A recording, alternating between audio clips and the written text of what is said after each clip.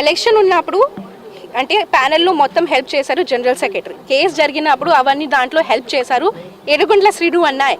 కానీ నేను ఇంటర్వ్యూలో చూశాను ఏడుగుంట్ల శ్రీను అన్న ఏం మాట్లాడారంటే, నార్మల్ నేను బిగ్ బాస్ నుంచి వచ్చిన తర్వాత బీబీ జోడీ గెలిచాను. బీబీ జోడీ గెలిచిన తర్వాత మన అసోసియేషన్ మాస్టర్ కదా, నేను ఒక అసోసియేషన్ మెంబర్ ఉన్నా నేను. సో నాకు కూడా సన్మానం చేయాలని ఒక మాట పెట్టారు ఏడుగుంట్ల శ్రీను అన్న, మన జనరల్ సెక్రటరీ. ఆ మాట మీద కక్షపడి అంటే ఆ అమ్మాయి నా మీద కేసు పెట్టింది, సేమ్ ఆ అమ్మాయికి వెళ్ళి మీరు ఎలా హెల్ప్ చేశారు అని ఆ కక్షతో చేశారని జనరల్ సెక్రటరీ ఇంటర్వ్యూలో చెప్తున్నారు. ఈ మాట నాకు ఎప్పుడు తెలుస్తుంది? ఓకే, మీకు సపోర్ట్ చేసి మిమ్మల్ని సన్మానం చేయాలన్నందుకు ఈ మాటకి తర్వాత నుంచి ఇవన్నీ బయట పెట్టరు. దాని ముందు ఎందుకు బయటకు పెట్టలేదు? సృష్టి ఇప్పుడు ఎలక్షన్ లో పాల్గొనడానికి 26 తారీఖు ఎలక్షన్ అంటున్నారు. ఈసారి మీరు పోటీ చేయడానికి ఏమన్నా?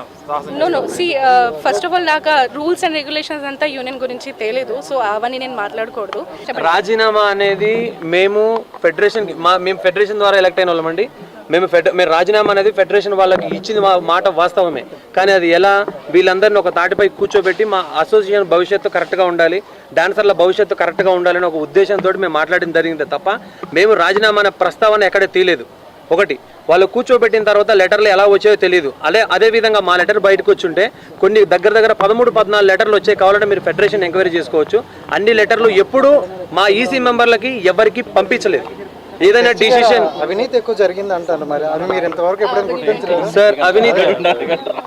అవినీతి అనేది ఏదైనా మా అసోసియేషన్కి సంబంధించినదండి.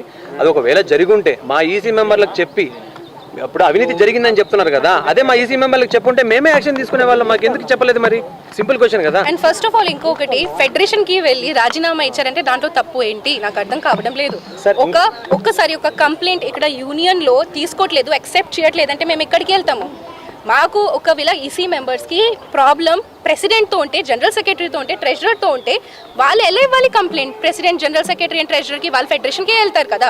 ఫెడరేషన్లో వెళ్ళి రాజీనామా ఇచ్చారు, ఫెడరేషన్ ఒప్పుకోలేదు, బికాస్ దట్స్ నాట్ కరెక్ట్ కదా. సో మీరు ఎవరు? నేను యాక్సెప్ట్ చేశాను, యాక్సెప్ట్ చేయలేదు అది చెప్పిన వాళ్ళు మీరు ఎవరు అసలు? I'm questioning that. సృష్టి వర్మ ఇక్కడికి ఎందుకు వచ్చింది యాక్చువల్లీ? అంటే మీకు మీటింగ్ జరుగుతున్నట్టు తెలిసి వచ్చారా, లేదంటే మీరు మాట్లాడడానికి వచ్చారా ఇక్కడికి? ఫస్ట్ ఆఫ్ ఆల్ అన్యాయం, అరే నేను కేసు పెట్టాను, నేను అన్యాయం, నాతో పాటు అన్యాయం జరిగింది కాబట్టి I'm fighting for that, I'm fighting for them also. ఇప్పుడు ఈ రోజు నేను రాలేదు, మీరు అడగొచ్చు, ఎవరిదైనా అడగొచ్చు. స్టార్టింగ్ నుంచి నేను వస్తున్నాను, మార్నింగ్ 9 నుంచి నైట్ 10 వరకు నేను ఉన్నాను, అందరితో పాటు ఉన్నాను నేను. ఎందుకంటే మాకు అసోసియేషన్ సంబంధించింది వాట్సాప్ గ్రూప్ ఉంటుందండి. దాంట్లో ప్రెసిడెంట్ గారు సంబంధించి తనే మాత్రమే అడ్మిన్ ఉంటుంది. యూనియన్ లో ఏం జరుగుద్దో మేడం గారు దాంట్లో అప్డేట్ పెడతారు. ఆ అప్డేట్ విషయం, ఎందుకంటే మాస్టర్ దీంట్లో మెంబరు, నేను మెంబర్నే, తిను మెంబర్. సో మా మెంబర్స్ అందరికీ కంపల్సరీ తెలుస్తుంది. ప్రెసిడెంట్ గారు ఏం పెట్టినా వాట్సాప్ గ్రూప్ లో తెలుస్తుంది. మేడం గారు అడ్మిన్ ఉంటారు. వర్గాలు అనేది మేము ఎప్పుడు చీలిపోమండి. అసోసియేషన్ 100% ఇది మా ప్రెసిడెంట్ గారు రెడీ లేరు సార్. జరిగిన జనరల్ బాడీ ఎప్పుడైతే మేము గత నెలలో జరిగిన 14వ తారీఖులో మేము కలిసి పనిచేస్తాం అని మేము చెప్పడం మేమే జరిగింది. కావాలంటే వీడియో ఫుటేజ్ ఉంది, కావాలంటే మేడం